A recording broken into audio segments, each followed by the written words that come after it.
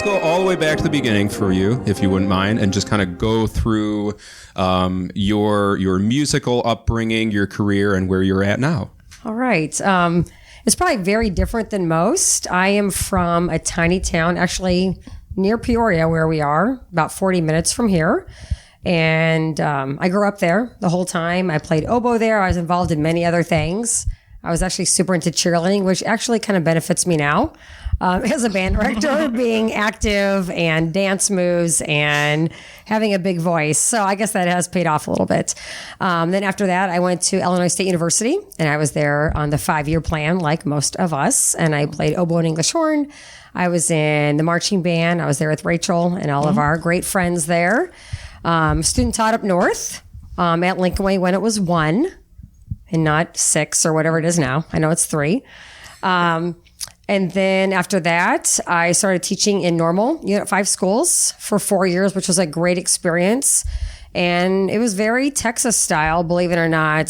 There was initially the one high school that we all taught at, normal community. And then there were 2 junior highs. I mostly taught at Parkside Junior High, but there was Chittix. I was there a little bit. And we were each also at 4 or 5 elementaries. We all traveled around, and we kind of focused on our area of expertise when we taught beginners or 6th graders, which was great. And then each of us was a lead teacher at one of them, meaning the conductor for that concert, and we picked that music for full ensemble and different things. But we were all traveling teachers. And then that's what we did. And then obviously the next year the school split. So it split us up a little bit high school wise, but we still kind of kept the same schedule with the elementary split and the junior high splits. But I learned a ton from all of those people. And I got great experience teaching beginning band all the way through high school, which I think I have a different take on some of that now, as opposed to just some people that have just taught high school strictly or just middle school or something. I was kind of dying for my own thing. And so I was actually trying to find a job up north, and no one would take me. But it's okay. I'm over it. That's crazy. Yeah, it's okay. They're gnashing their teeth. It's okay. It's okay. I wanted to be all the way up with all of you.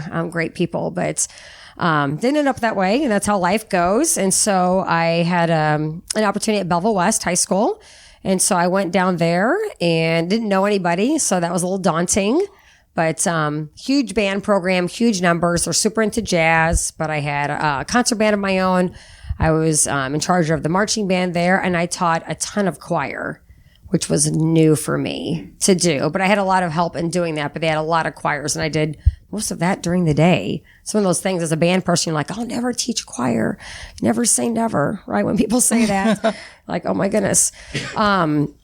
But also backtracking, before I went down there, and Rachel was with me, we've kind of been living dual lives together on some of this, but we both earned our masters. Okay. And that was right before that. We did the summers program and all of that. So once I was down there, I had my masters. I was at Belleville West for about 3 years. And it was another opportunity for me to be a sole director, which I was kind of looking for, but it was at Centralia, which is a pretty small school. Basically just straight the home of the orphans. They are, yes. Okay. I know I know my mascots. Yes, no, that's great. When I first pulled up, I thought they were doing a musical, but they were not. It was the mascot. Let's write it, though. Cut that, because we don't want anyone stealing our thunder. We'll write that show. I'm not cutting that out. Yeah. I was like, oh, and but in the past, I know they'd had a great band program and some different things, and so I was there. I was there for a couple years, and I was the music person. I was the choir person. I was the band person. Looking back, I think I wrote the drill. I wrote some of the color guard work. And then my husband was there a little bit too. And so we kind of did most of the music management there. And we were there for a couple years. And then after that, the Collinsville High School job opened. I think we were kind of wanting to get back to the Metro East area to be kind of closer to those resources. And I knew a little bit more of that program. My husband was from that program and knew some people there. And so I landed that job. And what was interesting about that job, lo and behold, I was the first female band director ever in that district. And it was district? Yes. And it was a little bit of a thing for a few people. You will not say their names. And we're not talking 1970 here either. That's what's interesting about it. This was, 2003. Okay. Yeah. But it was an issue for some people. A little bit. And they're like, well, I guess we'll work through it. And I'm like, I guess we will. Yeah. So, I mean, but, and we can obviously get to, to that, but that's a little bit of what I've had to deal with. Okay. Being, in this career, we've kind of had to fight through it just a little bit. But it was great. I grew the marching band there and the concert band program, and I did the jazz bands, and we did more winter guard things, and it was really great. And I really thought I would be there. I thought that's where I'm going to be, and everything was going really well, and the kids were playing great. And then during that time, the O'Fallon Township High School job opened. There was some things that happened there, and so they lost a couple of directors.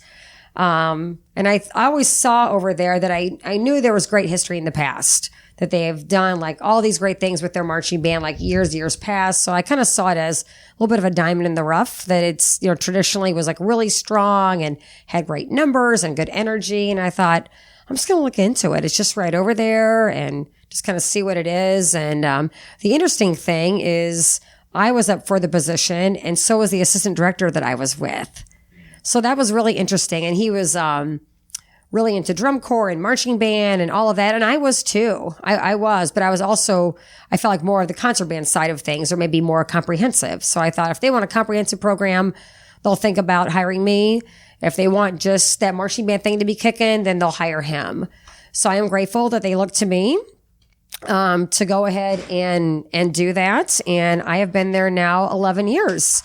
And I think we've grown the program in membership and achievement and experience and different things. We've taken a different direction from where it was, but done a lot of great things there. The community is very interesting, I guess, in different aspects, because we are just several miles from Scott Air Force Base. So that's a lot of people in and out at different times that they don't really know. They might know, or they may not know. And so it's a little bit different to track band students maybe from other districts, where you can kind of count on having people, as opposed to like a random move or something like that. It's some kids come in and they're like, I might be moving, or, I had several students in my fall concert band. I mean, one was in the Middle East last year. I mean, that's crazy to me, you know? And he's a great kid. And one was in England. I mean, they're from all over, and they kind of come in as little adults. Okay. Yeah, because they've been everywhere and they're used to change. There's not this, I'm the new kid or anything like that. They just come in and do it. But I can easily tell that they've had a lot different band experiences than what we have here in our country, or at least the state of Illinois. No, it's like structured. I have a question. A couple of years ago, we spoke about your instrumentation and your numbers in your top group, and how that is a little different based on the kids moving in and out, like having a little bit bigger symphonic band. So could you speak to that a little bit? Yeah. Generally speaking, I try to double up, or maybe a little bit more than what some people would do, just because kind of, different situations like that. A lot of times parents are gone overseas. The kids don't talk about it much, but a lot of times, like if they have a parent that comes back and those kids take a week off, or they go on a vacation suddenly because they haven't seen their parent in a year or 6 months, or different things like that. So we do have a handful of kids where their parents they're away, and I mean away. So that's one thing that I feel really proud of with the O'Fallon Band program, that it's a place for them to be themselves, and hopefully through all of that, they just have really great experiences that they can attach themselves to, and have another family when their family is split. Yeah, during that time, it's tough. I'd like to talk more about the mechanics of that, because that's something I'm really interested in. Our top group is a larger group. It's 75. I'll get the notices, sign this. I'm going on vacation for 2 weeks starting tomorrow. I just found out about it. Yes, things like that. And, so we've had instances of solo parts missing, certain parts missing, and even, you said you're an oboe player. We had instances of like, okay, here's our double reed section now is all of a sudden gone. Have you ever had instances like that? And besides kind of doing the bigger group, was there any other things that you had to do to help adjust that situation, or I've got a couple things. We played the National Festival in, I guess, 2016. I think it was a few years ago.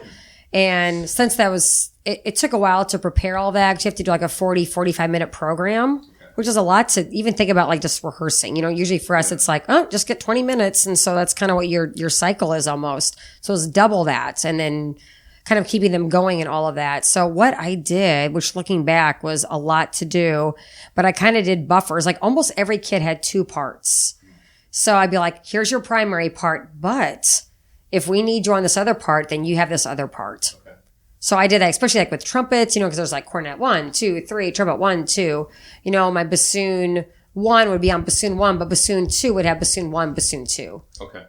So I just made sure that everybody was doubled or had another part. That if that person was automatically missing, they just flipped the part and then learned it, and that was their job, especially solo parts and different things where it was just. So it's like going to see a play, playing the role of the principal bassoon tonight will be Kid B, kind of stepping into that. Yeah. Like the understudy. The understudy, okay. Yeah, I had understudies for everybody for that whole thing. And it was a lot to like think. I had to like roadmap, like, okay, this person has this part, but they need to cover this part. And it was like, and then obviously I don't always just keep the first person on first, so it was like then rotating within all of that. And then thinking, okay, this kid would be best on this part as the lead of this. It was, it's like musical theater for each piece. Okay. But that's what I did for that. Sure. But I have instances of, hey, this kid's not going to be at this performance last minute. We had it a couple, maybe 2 or 3 years ago, right before Superstate. My top bassoon, who was amazing, got sick. So he and his parents said he's not coming. And it was that morning. And so the second bassoonist, who actually then told me that day she was moving to England. Luckily, after the Superstate day, but I was like, oh my gosh, what is happening today? But she learned that part, and then I flipped another part and put it right in a bari sax. Okay. For that day. Yeah. And you just, you just do what you have to do, and your kids are flexible, and I work with them, and away we went. Yeah. And I'm sure you train them well with good musicianship that they're able to respond to that quickly. Yeah. We just have to, yeah, I always say, I'll go O'Fallon, I'm like, we're doing it. And I think someone made me a t-shirt. It's, after like this huge marching band season thing we did, I'm always like, we're doing all the things. You know what I mean? We're doing them all the time. And that's what I always kind of tell the kids. It's like, all we can do is our best at that moment in time. And if we know that we have done what I would call all the things, then we're good, no matter what the outcome of someone else thinks it needs to be. Sure. What are all the things? What are all the programs and ensembles you have going? All of our things would be, starting in the fall, we have 2 fall indoor bands. So when you see the Marching Panthers, the marching band, it's not everybody out there. Okay. It is a class, but people choose to be in that. But if students want to be in the upper band, they are in the marching band. That is kind of tied. So my top leaders and the people that we'll call highly invested students are in those top 2 groups. If they're interested in being a section leader, vice versa, they have to be in the top band as well. And they all have to be in lessons. So that's kind of like a little tie with that concert band program and that marching band program. So we have that. We also have a guitar class. So, and I taught that this year. Do I play guitar? The answer is no. How did that go? It went okay. Okay. They were kind of jamming. Yeah. So the assistant director that was there last year did it. And I opted to kind of switch the schedule around. And so I cut my nails off. That's one little thing I used to do for myself. As a band director in the fall, it's like, oh, at least I've got that going. And I took them through some books and they took off. And I had one band student in there. One of my extraordinary flute players was in there, but everybody else was just, some people were super into guitar and they wanted to learn. But we just learned rock tunes. Yeah, so this is getting much cooler by the minute. Yes, it's great. So I taught that class, and then we also have an AP music theory class, and Philip Carter taught that. So I've been teaching that, and I thought, he just was teaching that at Huntley and is super into that, and I thought, let me try the guitar thing. That might be something that will just kind of refreshing for me and something new to learn. So that's what we did. So that's kind of what happens in the fall. We also assist with choir. So I'm also in freshman choir as well. Wow. With all those students. Yeah. I'm not the lead teacher, but I do run sectionals and help with paperwork and management. It's like 60, 65 freshmen in that choir. So I assist that in the mornings. Along with everything. I'm feeling overwhelmed right? now. No, we're going to, let's keep going. All right. Right. And then, because I'm thinking, wow, and then we go into winter and there's. And then obviously there's the marching band. We do that. And the marching band on the side. Yes. And then you go into winter and obviously you guys do pep band. We do pep band. Now, do you guys have a jazz program? We do. We do. And I've actually been doing it, but Philip Carter has a jazz degree. So I'm like, that seems to be better. But I've taught jazz band for years. Okay. You know, so I've just been like what I would call workshopped. Yes. Meaning like, you know, I mean, if I played in a jazz band one time, you know, so. You figured it out though. Yeah, right. You figured it out. Right. But we have an early bird class, Okay. Which is great. It's the top band, and that way we can kind of capture them every day. Okay. It is early to play jazz, but they do come. So, and they enjoy that. We have another jazz band that's outside the school day, and then we have a combo, kind of when we need them. So it's our top kids. I meet with them a couple times, and we'll go out and kind of play an event, you know, off of lead sheets or whatnot. So that's that. We have 4 concert bands. We have one that's a full freshman band. We do have about 4 or 5 freshmen that have auditioned up for the top band. And then we have 3 ability-based bands at the other campus. Okay. So, and they're all approximately like 50 students in each, something like that. And on top of that, we have, you know, like musical pit. I do that. Okay. So that's kind of a lot when that starts kicking in. We have an interesting talent show that we call February Frolics. It's a music department fundraiser. It's kind of like America's Got Talent. So it's interesting what auditions. There's usually like 50 acts that audition, and sometimes they're super talented to, I don't know, kind of interesting. We'll call it that. I mean, from magic tricks to rapping to dancing to. And how long have you guys done that for? Several years? I think we've done it for a while. Yeah. And then on top of all the things, we have to coach these groups. So sometimes I'm coaching rock bands that I'm like, I am classically trained. And not qualified to do this, but we do it. And the kids get super into it. It's like a big hype. And so we do that. And then on top of that, we have 3 winter guards. Okay. The top one is very competitive. They're right now in Scholastic A, probably could be an open eventually.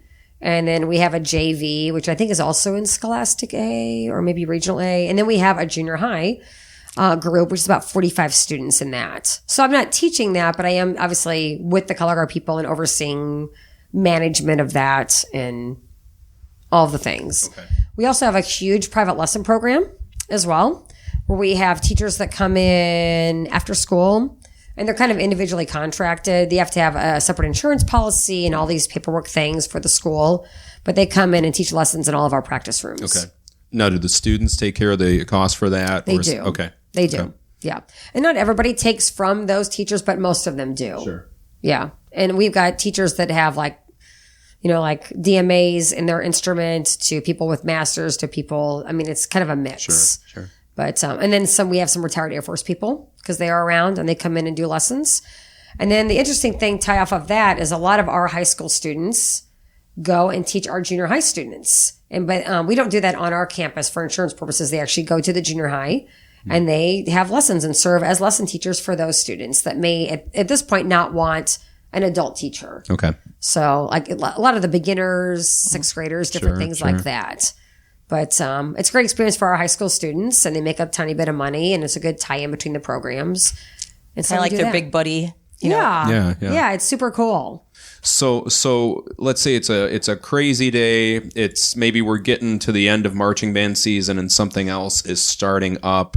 You know, are you a person that like creates goals for the ensemble daily, weekly? Are you a big lesson planner with that? Like how might you go through that day with just a huge schedule like that? Well, we can kind of talk about it twofold. For me to, I guess, manage my day, I first think about, and I maybe leave the day before of like, okay, there's 3 things that like paperwork have to get done. We do have this early bird jazz band right now, and I'm not the lead teacher, but I'm there with him. And so I have to think, okay, what time do I really need to get there before that class starts to get some of these things done before anybody gets here and asks me a question or walks in to see me, you know? So I kind of manage it that way a little bit. And obviously kind of maybe what was happening the night before. If we have a booster meeting that was late, am I a little bit slower getting up the next day and getting there? I am, unless it's something of sense of urgency. So I kind of plan it that way. One thing I'm trying to do better is I get sucked into email. So anytime I look at my computer, if I'm like getting something, I'm like, oh, there it is. And I need to probably shut that down because I get in there and I forget what I'm doing. I'm like, even if like getting a score, oh, there's the email, you know, and I get stressed out if I'm behind in that, but I need to know that I can't always like quickly respond to everybody, that I've got to, whatever's happening in the class is what I need to do right then and there. Sure. So that's something I'm still like working through. You know, it's almost like the chicken and the egg thing with management. Because if you don't do the management stuff, you can sound great, but you're not going anywhere. You're not getting on a bus. You may not have music. You know what I mean? So it's I feel like that's exactly what it is. Yeah. You know what I mean? It's like which comes first or whatever. So it's trying. Okay. It is, and I think it is for everybody. You know what I mean? We go to these workshops on score study and this, and I'm like, oh yes, and then but it's like if you don't do the management stuff, even a little bit or well, it doesn't matter. You'll just, you know what I mean? You won't be able to do all the other things that you need to do. But on a daily basis, I do a little score study every day. I wish I had like hours where I could just like suck myself into it. It just doesn't work out that way. But I actually do a kind of a schedule like Dr. Steele had. Yes. I don't do it in depth as maybe what he does, because I think he did like a math matrix with like the time, the length of the piece, and the difficulty. I really just do it by measures, and then I kind of look at it. So I think, okay, how many rehearsals do I have until the performance? And then I give myself about a week and a half buffer. And then I count the number of measures in the piece and divide by the number of those days of rehearsal. But I do look, hey, is this going to be a shortened day? Is this a double day for us? Or is this a half day? And then I really think, how many measures do I have to get done every day? And then I look at kind of where equalized phrasing is. And see, does that like make sense for us? And then are those sectionals day when I have more teachers where I could like, if the woodwinds are playing in the brass or not, that I could split that up. I kind of look at that. Okay. And so that way, when I get to school, I'm like, oh my God, what am I doing? It's there. And then I just have to dive into that instead of like macro. I can just look at that and then I listen to it and then make the plan within that, which that's a little bit easier to manage on a daily basis. Then you get there and you're like, oh, where are we at? Now, do you plan on that level for all of your ensembles? We do. Okay. Good. We do for all of them. And we pass it out for them too. Okay. So like for my freshmen, because they're kind of young at doing that, I even put like, hey, today I'm listening to you. We're going to do a little whip around. 4 measures. Play, play, play. I also make little handouts for them because my dissertation was in CMP. So I'm into comprehensive musicianship. So it's learning all about the music instead of like, I can just play my third part on this one piece that I may not be able to transfer. And there are questions about like, just, what they see. What is the time signature? Why does this title match this piece? Why does the song end like this? Why should we phrase it this way? What does this term mean? Why? Different things like that. And sometimes they're just kind of short things, but it gives them just something more to think about the piece when they're playing it. And then we kind of do a little bit of discussion on it too. And I do those for each piece. So it's a little bit to grade. In the past, I've made those really long and then they're sitting on my desk forever, which is not great. So I've kind of reworked how I do that where they're still assessed and they're still able to, kind of do all the things. But I used to have it set up kind of in the 3 kind of learning areas where they'd be like, all right, what is cognitive knowledge? What do they sing on the page? What is like some musical thoughts? And then the middle part was like psychomotor skills, like evaluating themselves every day. Did they do all right? Did they follow instructions? How do you think that your friends did? How'd the ensemble do? And they would kind of write little notes down on themselves. And then the end would be effective. Like, what did the music mean to you? Like, why is the title this? What is the composer thinking? What's his or her intent? And those kind of things, they would turn them in like weekly. But then I was like, oh my gosh, I can't keep up with it. So I'm kind of doing the same thing, but I've just kind of reworked it. Sure. Where they're still kind of getting that information. And it's kind of an additional assessment too. All right. So I know that they're paying attention. For the freshmen, I said, keep it on your page. I said, keep it on your stand. Like, write the answers in and we're doing it as you hear things. For the top ensemble, we're doing variations on a theme by Paganini. I'm super into the chamber ensemble thing this year and independent playing. So I just kind of made them a big chart that says like theme and variation 1, 2, 3, 4. And they're just going to fill in as they hear stuff. How fast is this variation? Who does it feature? What are the rhythms? What is how is the theme turned around? What are things that you noticed? And they're just going to fill it in as they listen. And that way, then they're aware, okay, this variation is this. If I say variation 11, they know exactly where to go as opposed to just kind of finding it. Oh yeah, that's the this, or the percussion variation is this, or.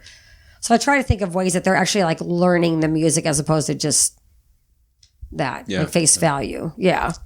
And you spoke of assessment. What do you do regarding assessing your kids' mastery of playing the parts? Do you guys do playing tests or We recordings? do, and I've done all sorts of different things, and I wish I could find out the magic way. There's obviously a million workshops on that too. Have I recorded kids and listened to them before? Yes, I've done that. Have we done some playing tests and sectionals? Yes. One thing that I've, and I kind of do this just for my top group, creates like what I would call sense of urgency, because that's how I live my life, and they know that, right? Sense of urgency is that day I'll post, hey, this is what I'm listening to you on. So they don't know until they get to school that day, and they come like, oh my gosh, it's measures, blah, blah, blah, blah, blah. And you walk in, everybody's like a college ensemble, like just rehearsing. And then I embed those assessments right in the rehearsal. Like I'm rehearsing those sections. I'm like, all right, flutes, here we go. And then I just do it right in there. So that's kind of neat that it creates like, oh my gosh, we've got it. And it's just like small little sections.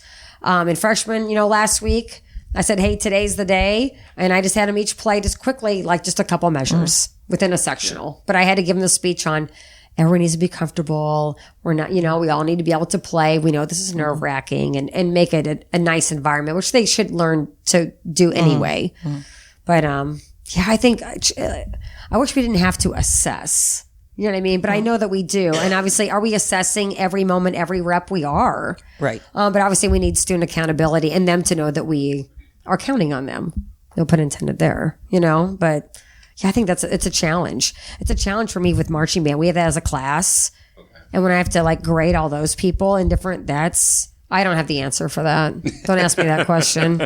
It's like, Speaking of marching band, you guys had a pretty spectacular year. We did. A standout year. We did have a standout year. And watching a video clip I saw of you on FloMarching, I think it was following your guys' prelims or something. You met the kids out in the parking lot. Yes, it was right after semifinals. You had the Flow people. I think the Flow people loved us because we were so different. So, it was super fun. Like they just kind of followed us around everywhere. So they were like my buddies.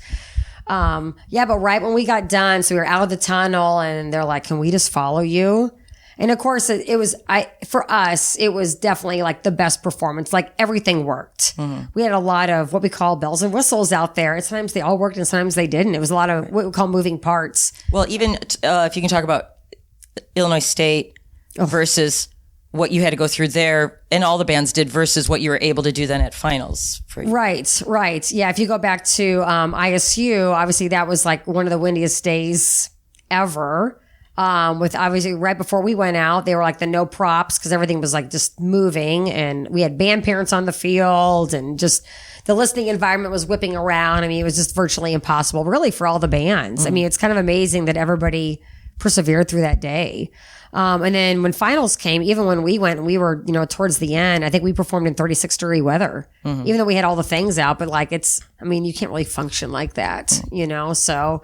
Going from all of that to obviously the indoor environment at the very, very end it was great.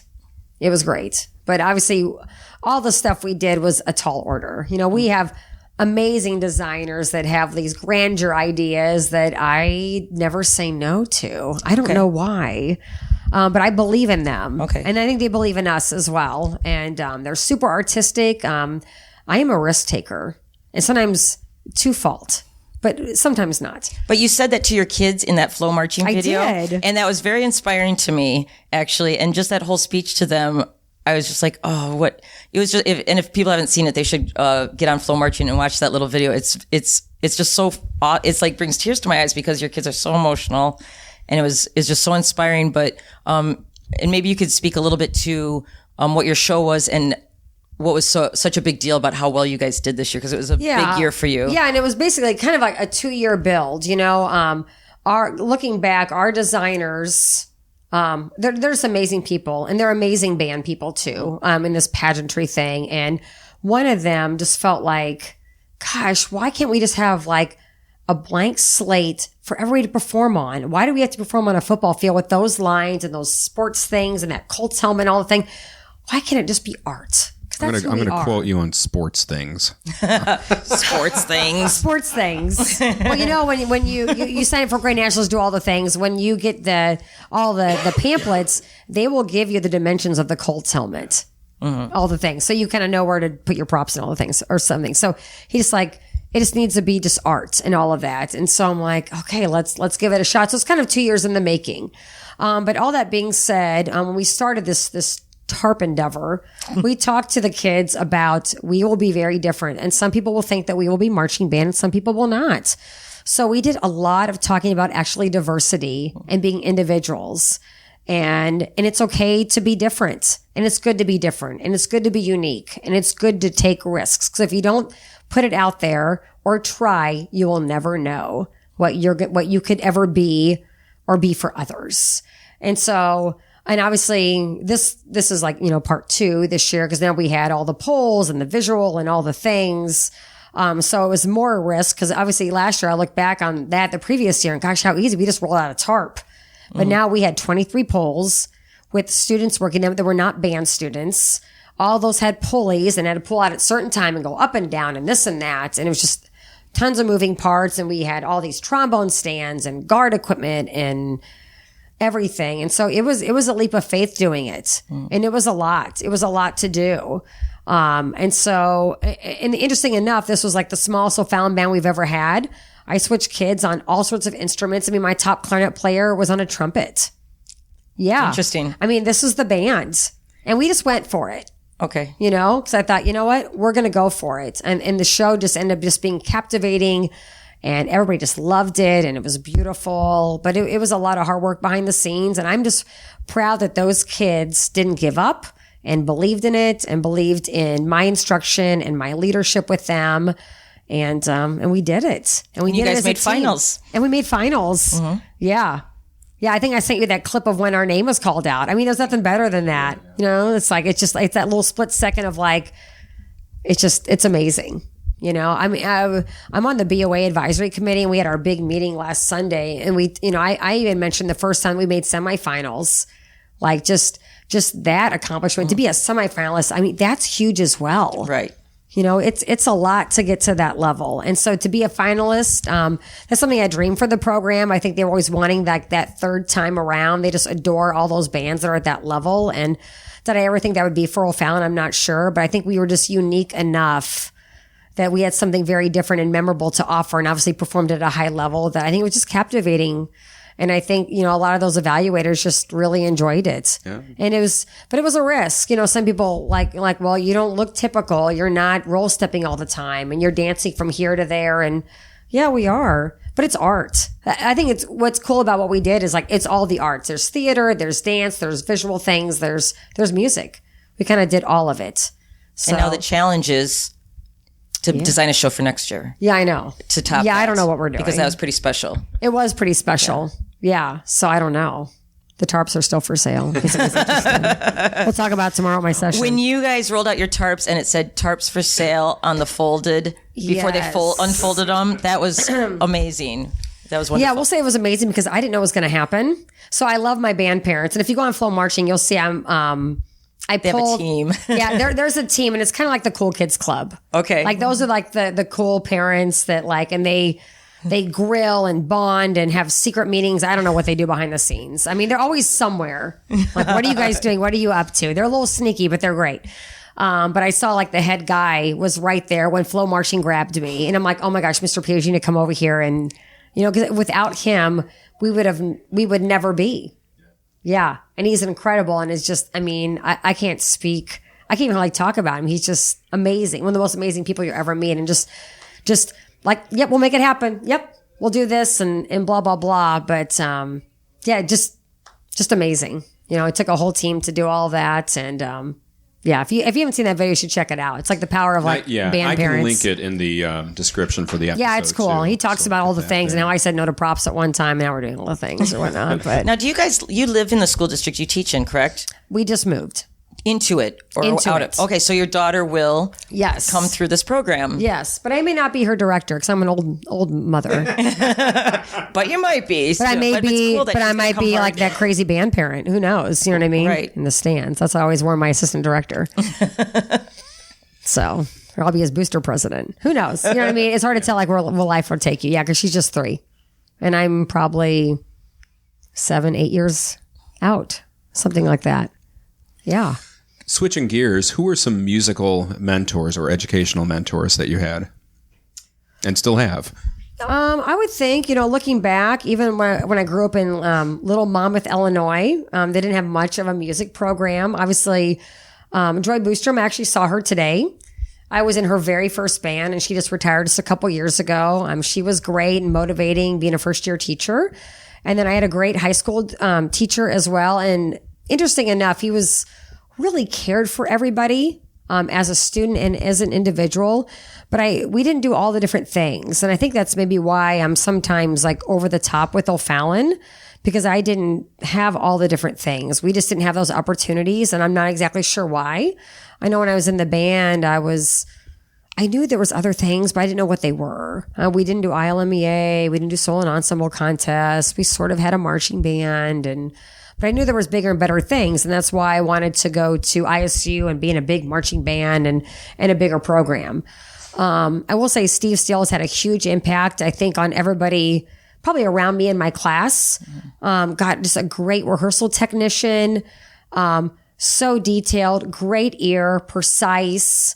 I think all of us got our great conducting skills from him. Super high expectation. I probably not even putting that enough into words in regards to kind of never good that and sometimes I live by that, the good and bad of that. I think maybe a lot of band people do. That expectation level for him was just at the highest, and I know when I sat down in that oboe chair, which is always a little daunting, I tried to be the best I could for myself, but definitely for him all the time. And interesting enough, and I don't know how Rachel, you feel about it, now kind of flipping. I know you still play and I play as well, but when I was sitting in his bands, I'm like, oh my gosh, like I have to be great and it's my responsibility and blah, blah, blah. But as the conductor, if my students don't play well, I'm like, what did I not tell them? And I never thought it'd be that way. I thought, gosh, once I'm the conductor, so much easier. But obviously as an oboe player, it's a little scary. That's a lot of pressure. It is. I was always like, oh gosh, I'm like sweating, Well, and Rachel, I don't have a good read. You play horn. I was a horn player. This is an expensive table there. Very expensive. But you're exactly right, because I think one time I played something in particular and Dr. Steele kind of smiled a little bit after it was obviously just me playing. And that was the one compliment I got from him, but it meant everything to me. I thought, well, Steve Steele has smiled at me, all the rest of you, so I'm the owner of this now. Yeah, just a high standard. I remember at the end of the concert, especially when I was in Symphonic Winds, there was always just a multitude of oboe solos all the time, and I'd always kind of be backstage and wait for him to come and talk to me, and he'd always just come and like give me the biggest hug and say how proud he was of me, and it was just all those little moments. It was near and dear. He definitely took you under his wing, I feel. Yeah, he did. And he still does. I still communicate with him. He's come out to my band program several times. And he's just so detailed in rehearsal. I think Rachel and I have, and of course I'm going to speak for you for a second, have learned to be really efficient. I think through what he taught us, and especially in the conducting class that we have. He was really adamant on like not wasting a second. And he would talk about that. Like we would videotape ourselves and he would say, oh, there's 30 seconds right there. And if you add that up in all those rehearsals and then in that's like an hour. He would like add that up. That's an hour in your cycle. So you missed a rehearsal. But he would really... He really drilled that into us. He did. Yes. He did. So I think that's why I do his lesson plans like he does. And I'm really thinking about like pacing all the time and how can I get like just... like management information to the students along with, okay, we got to get a warm up. We got to do this and we got to do this. And always just kind of cognizant of that. But that's something he really kind of ingrained in us as we were going through his program at the time. But I would say he's one of the major, major influences that I've had. And I've had great oboe teachers along the way and different things like that. But I think from the band director standpoint, he definitely put like a stamp on me. And you might not realize this, but as an observer, I find your programming very similar taste to the programs we played in college, in that it's an excellent balance of classics, new literature, just really nice balanced repertoire of, and I think that was a good model from what you experienced. Yeah, and I think he also emphasized with us what is good and quality literature, which that's another workshop as well, right? But he was really adamant and really particular on, which won't get into particulars of that, composers, arrangers, different things. So I do have that lens when I'm looking at literature. So I think I'm I'm more to play like the old standard as opposed to I'm going to chance it on this piece. And I'm not exactly sure, but I probably need to be more open to that. But I think that's just kind of how I grew up per se. Sure. Yeah. What's an old standard that you maybe have gone back to a couple of times? Well, the whole suite, I kind of try to do a rotation. So in the fall, we actually run the top band a little bit sporadically. I wish I was, a little more organized with that, but marching band kind of makes it shift. But I do run that band kind of outside the school day a little bit. I always do some standard grade for like a Von Williams or a Holst or some Granger or something like that. And then some lyrical piece that's kind of stood the test of time. And then maybe a march. We kind of just, you know what I mean? More standards during that time. And then we perform a concert with Mark Donahue's group, District 90, either at the end of October, if everything's going okay, or this past year in November, because we were doing like the leap of faith with everything. But yeah, so I kind of start there. I kind of start with those standards and I kind of do a rotation of those. Because I think all the kids that go through the program in some capacity should have experience on one or two of those pieces if they're that level of playing. So it's like their diet. Yeah, musical diet. At the beginning of this interview, you mentioned that one of your positions, you had some issues because of your gender. Was that something that you anticipated as happening? I think initially, like going through, and I made sure maybe we can both kind of talk about this a little bit. I'm a tiny human, and I have always been. I've just been the same. I've been the same forever. And I, maybe don't look the part, whatever that means, which I don't think that means as much now, but I fought for jobs. I mean, initially the first position I had in normal, I got very easily. It was great, but I think they knew me from ISU and it was like hometown girl type of deal and all of that. But then I really wanted to be up north. I really did. And I knew there were great programs up there and resources and it was, and it was invigorating and ever changing and all the things. And I couldn't get in the door. And some of it was maybe, I heard a little bit, you're not from here, you're not this, but I did take a few interviews where people asked me about classroom management, and they mentioned, hey, you're kind of small. How do you do that? And those positions, it happened a couple times and I just called them back and said, hey, I don't think I'm the person for you. Cause I don't want to walk in there if they're already second guessing me just because of how I look and not what I could offer them. So I think I've had to fight that a little bit. Now I think it's a little bit nice because I think, and I've kind of mentioned this to my colleagues, but I'm a little more recognizable, I guess. So, now I don't have to deal, or maybe think about it as much, but initially, yes, it was, you know what I mean? Sometimes I'm like, gosh, what do I need to do? Well, and it was a little bit of a shock too, I think, because going through ISU, I never felt that way as like that it was going to be a problem. I did not either. And you were in a leadership position, correct, all the way through. As correct, yes. She was the drum major at ISU all 5 years, right? Correct. And were you a drum major at high school too, right? I was, yeah. Oh, wait, I just had a flashback of a story. Did they or did they not put a big banner at your town when they picked you as the drum major? I remember. I think so. Yeah, that's they so put cute. it up on this little thing where I worked, like the marquee, like when they picked her as the drum major. Like a little truck stop.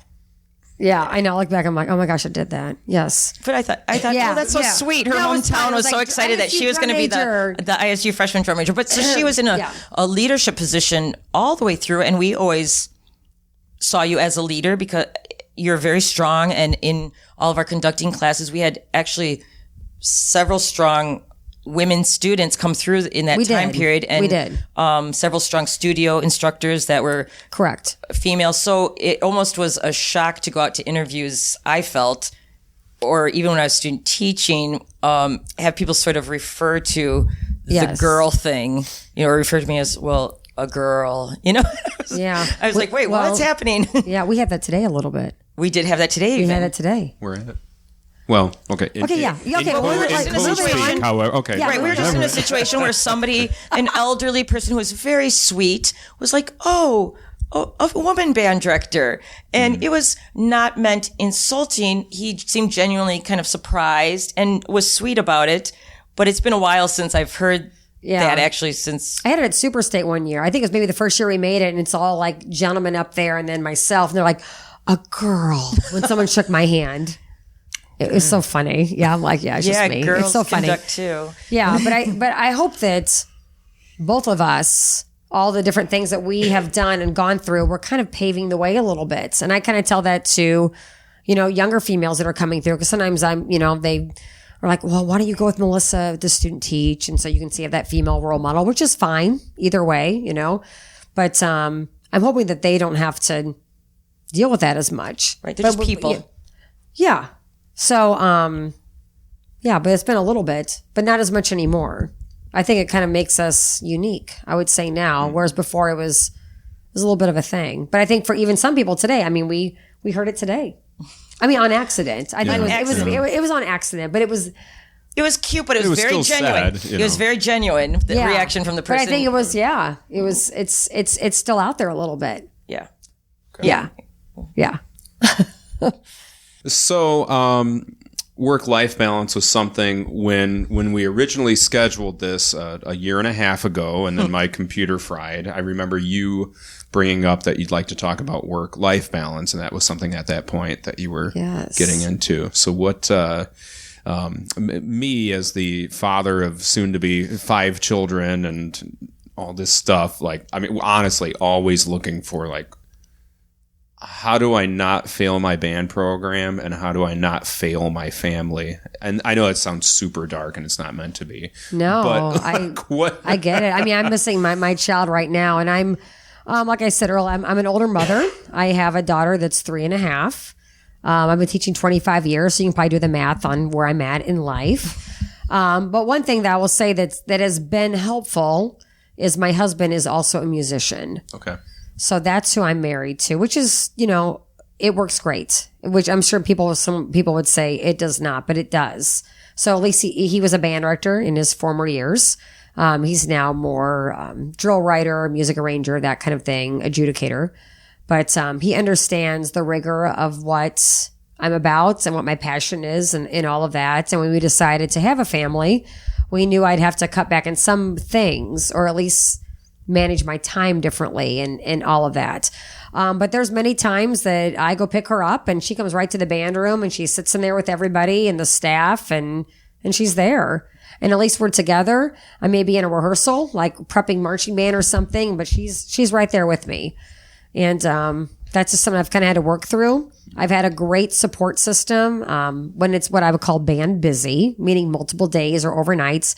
My parents or my mother will come down from Monmouth, Illinois and stay with her. I'm also lucky to have my in-laws just in the next town. At this point, my daughter is in preschool, so that does help. Yeah. But it's definitely a challenge. I've cut back on my oboe lessons and some different things. And I think along the way, I've actually made smarter decisions for the program, as opposed to, I can just do it. I can just do it. I can just do it. And in the past, I was not a great delegator because I thought no one can do it as good as me. No one can. I just need to do it like with the G way and all the things or whatever, which I'm sure my colleagues have probably still kind of mentioned that. But I think I've gotten better at doing that. And in that capacity, some other people have had a little more ownership in the program as well. But it's definitely a lot to manage. Yeah. And do I feel bad when I'm away from her? I do. And then sometimes I'm with her, I'm like, oh my God, I need to check an email, or there's people calling me, like the winter guard needs this or this. I mean, it's ongoing. But my husband is a really great support system and kind of shares in the balance of things. And it's possible. I did an interview with BOA about a year or so ago. I think we were at Grand Nationals. It was kind of like women in the field and how do you do it? And I guess shout out to anybody wanting to have a family. Is like, it's possible. But you do have to have a great support system. You've got to have people near you that understand that music is your passion and it is a career and it's part of your life and it's part of who you are. And they've got to, be supportive of that. And if you have that, it is possible to do what you love and then also be a great family member or a parent. But it's an interesting juggling thing. Yeah. You know what I mean? And I'm looking forward to, I'm hoping to bring, her name's Evelyn, along with That's with my daughter's name. Is it? My first daughter. Yeah. Oh, that's so well, no, we misspelled it. We put 2 N's at the end of it to be special. Yeah, she's Evelyn Rose. So here's a fun story. I don't know if I've told you this or not, but we were trying to have a family for quite a while, and it finally did happen. And I didn't tell anybody. So if anybody wants to tell me a secret ever, I am like a vault. I'm a human vault. I will not tell a soul. But we kept it to ourselves, and lo and behold, it was the year we made the Tournament of Roses parade. All coincided at the same time. And so I talked to my doctors. I was like, and I was a little, I guess, high risk a little bit, being older. And I said, I've got this thing that I've got to do. It's a long walk. It's a long walk.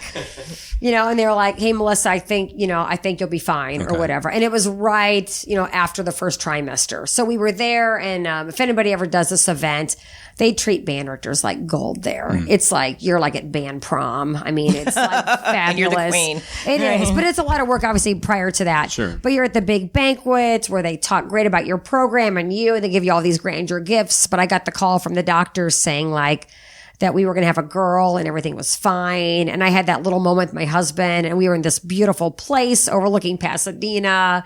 And so her middle name is Rose for the parade. Oh, that's I so know, sweet. I know, because she walked the parade with me. So, but and my staff was great. Only a few people knew. I mean, the kids didn't know or anything, but on the back of the O'Fallon banner is like a couple water bottles for me. They were duct taped there. Okay. In case I needed them. And I had a couple snacks in my in my coat. Cause I'm like, I got to make it. I'm going to do it. Yeah. That's awesome. Yeah. So it's just a crazy story. Yeah. Yeah. It's just when life coincides and does all the things, but she's named for the parade. Fantastic. She was there. I know. So, well, as we close out here, you keep mentioning all the things. What are some future goals that you have for the O'Fallon Band program or yourself? We actually, I have a new assistant director named Philip Carter. And the interesting story about him is I was his band director. He was up at Huntley this past year doing great things up there, and the job opened, and he was really interested in coming back home. And obviously he knew me and knows me and we call all the things again and how it all works. And so I'm really great that he's there. And now that I can kind of see the light, whatever that is, and the program's in a really good place, that we actually sat down and kind of thought, what do we want to do with the program? How do we want to grow it? Whether it's kind of growing it horizontally or vertically, or what do we want to do? So we kind of sat down and thought, what are some cool things we want to do with this program? And that's one thing I think that's great about music is you can kind of see the world through it. Kids get to, go to places and play on amazing stages and see things and meet like the most amazing people with what we do. So we kind of sat down and made like a dream list of like, where's some cool places we want to play, who we want to have them play with or conduct with or just learn about or go see, and it's kind of made a dream list. So we'll kind of see where it goes. All right. Yeah, I'll just leave you. Looking forward to be that, announced. Yeah. But it's an exciting place for us. I'm super proud of the program and the community's supportive. And we have like if you watch Flo, the best band parents ever that I'm grateful of, and just great kids like everybody does. But it's been a great journey along the way, and excited to see where the end of my years at O'Fallon will go, and then thereafter. But thanks for taking time with me. Oh, thanks for sitting down. Because we are the Southern School, and oh my goodness, so all of that, and I get to talk to all of you, except for maybe 2 or 3 times a year. So this has been great. Well, I appreciate it. Thanks Very for agreeing inspiring. to this. Yeah, it's been great. Thank you so much. Thank you.